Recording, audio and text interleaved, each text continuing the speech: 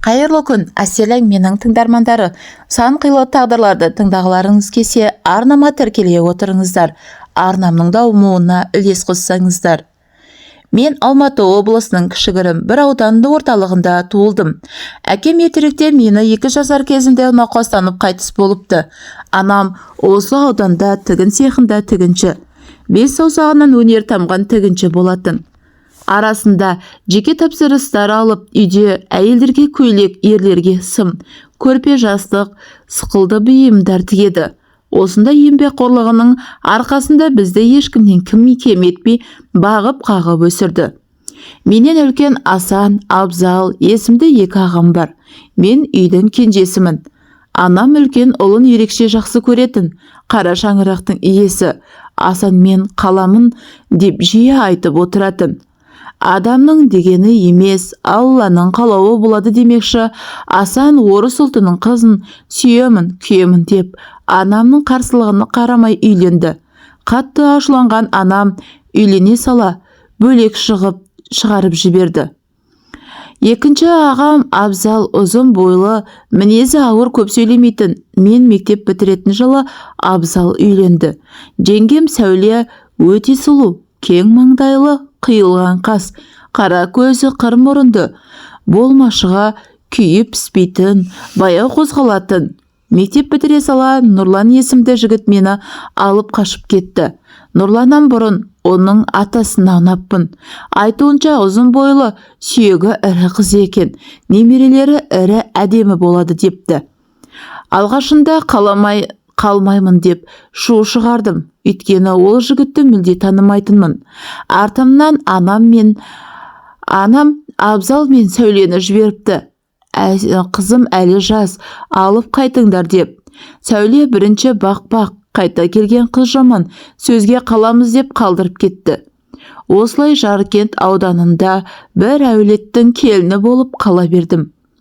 Алғашқы айларым жылаумен өтті. Кейіннен аяғым ауыр екенін білдім. Осылай күндер өтіп жатты. Алланың сынағыма кім білсін? Дүниенің есігін іңгелеп ашқан сәбиім туа біткен, кемістігі бар ауру болып келеді. Балама қарап анам жаным ашиды, бірақ қолдан келер шара жоқ. Нұрлан болса Санжар туылғалы көп ішетінді шығарды. Санжарға қараспақ түгілі қолына да алмайды. Бірте атамның сөзімен үйлендім десе, сені ұнатпай келдім деп, екеуміз жиі жанжалдасып қалатынбыз. Арасында азу ызаға булығып жұдырығын ала жүгіретін. Апта ай зымырап өтіп жатты. Күңіреген қоңыр көздің бірінші айы болатын. Кенеттен анам ауырып төсек тартып жатып қалды деген хабар келді. Санжарымды алып құстай ұшып анама келдім. Расымен қан қысымы соңғы кезде жиі көтеріліп жатып қала беретін болыпты. Анам өте пысық, тазалықты жаны сүйетін адам. Абзалдың әйелі Сәуле анам қалағандай пысық емес, тазалыққа жоқ болып шыққан. Содан келіспеушілік, жанжалдасумен Сәуле үйіне кетіп қалады. Абзалға бөлек шығамыз. Әйтпесе бармаймын деп тұрып алады. Амал жоқ, баланың болашағын ойлаған анам келіседі. Бастапқыда анамның денсаулығы дұрысталғанша жанында бола тұрамын деп ойлағанмын. Алайда уақыт өте келе Нұрлан мен болашағымның жоқ екенін көзім жете бастады. Артымнан алып кетемін деп келе қоймады. Анамның отбасына қайта бар деген ақылын тыңдамастан бір жола өз үйімде қала бердім. 2 жасқа толған Санжарым жүре алмайды, туа біткен, дертінен арбаға таңылған. Табыс көзі жоқ, қинала бастадық. Анамның денсаулығы біршама жақсы болып қалды. Ақылдаса отырып Санжарға анам қарап, мен жұмысқа шықтым. Кез келген табылған жұмысты істеп жүре бердім. Күйеуімнің ұрысынан қашқаныммен өмірдің қиыншылығынан қашып құтыла алмасымды түсіндім. Осылай жүріп бір дәмханаға даяршы болып жұмысқа орналастым. Күнделікті алатын айлығым, клиенттер тастап кететін ақша, кеш қайтатыным болмаса жап-жақсы нәпақамды тауып жүрдім. Алайда жетпей жататын. Санжардың ем добы Үйдің қажеттіліктері бар. Осылай біраз жылдар өтіп кетті. Жасым болса 30-ға таяп қалды. Қашанғы даяршы болып жүре беремін. Ақырындап аспаздықты үйрене бастадым. Курсын оқып алдым. Солай бір дәмханаға аспаз болып жұмысқа орналастым. Дәмхананың иелері осы ауданның жергілікті тұрғындары, орта жастан асқан ерлі зайыптылар екен. Дадя Алик, орта бойлы кетелбеті, домалақ жүзді кісі.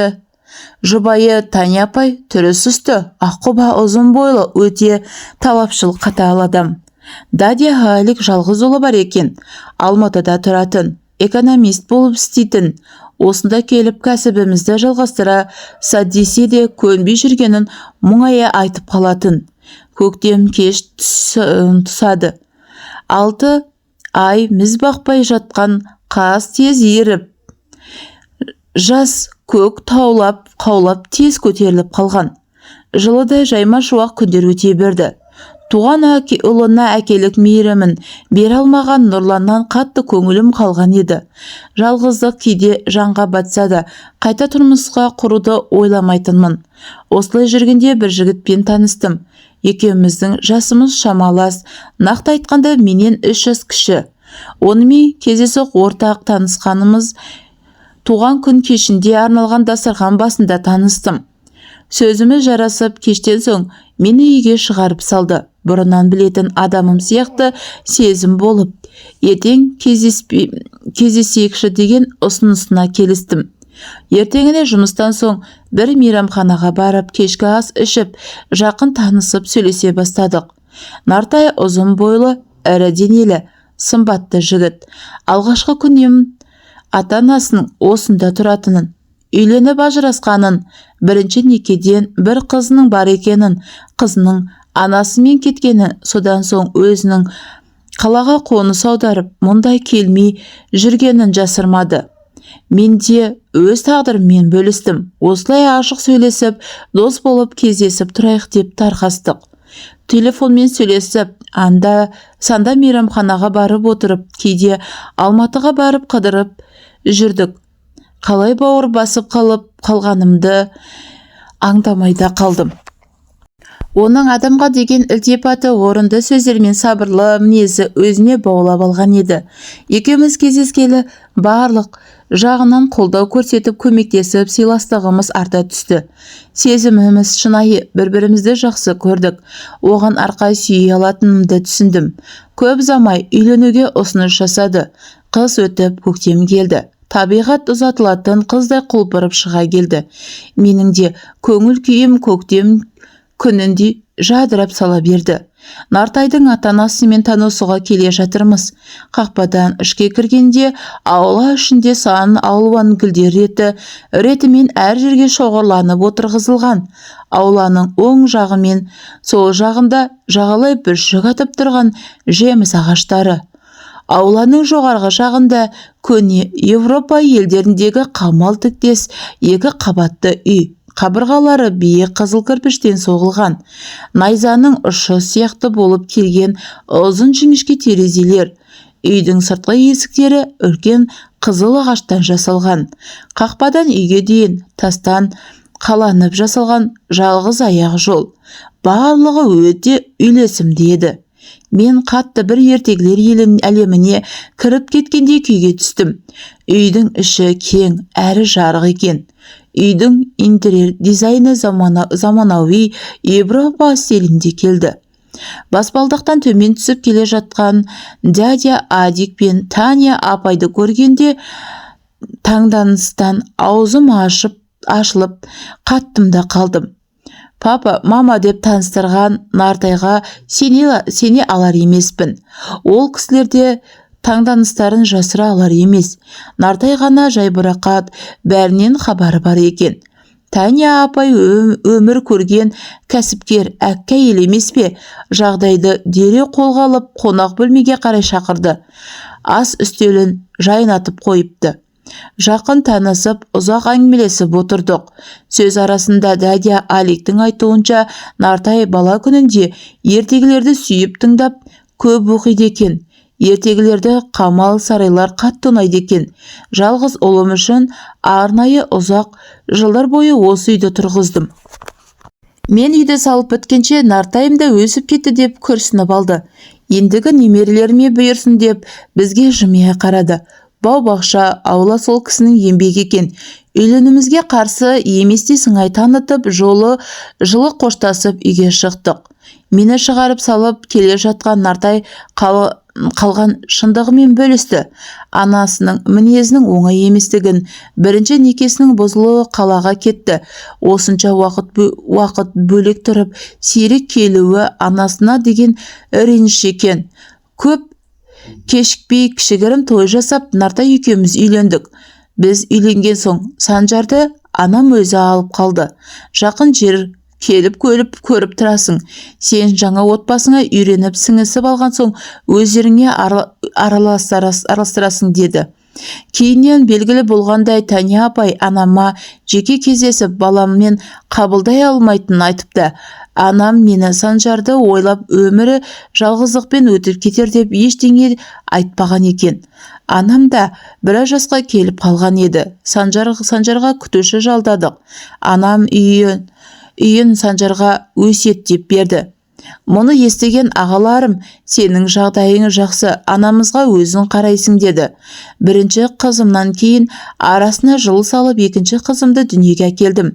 Аңсап күткен немерелері дүниеге келген соң ата-енем кәсіптерін бізге тапсырып демалысқа шықты. Нартай екеуміз кәсібімізді дөңгелетіп, дәмханадан мейрамхана жасадық. Туа біткен дертімен Санжарым 16 жасында қайтыс болды. Қайғыдан қан жұтып қала бердім. Перзент қайғысын ешкімнің басына салмасын. Қатты күйзелістен басқа перзент сүйе алмадым. Қазіргі таңда жан-жарыммен өте бақыттымын. Қыздарымның, әкесінің, ата-апасының мейіріміне шомылып, гүлдей жайнап бой жетіп келеді. Тағдыр тауқыметін тартып жүріп, Санжарыма жақсы ана болып, бар мейірімді бере алмадым. Дертінен айықтыра алмадым. Бағым болған сүйіктіме ұрпағын жалғастырар ұл баланы сыйлай алмағаныма жаныма батып өкіндіреді.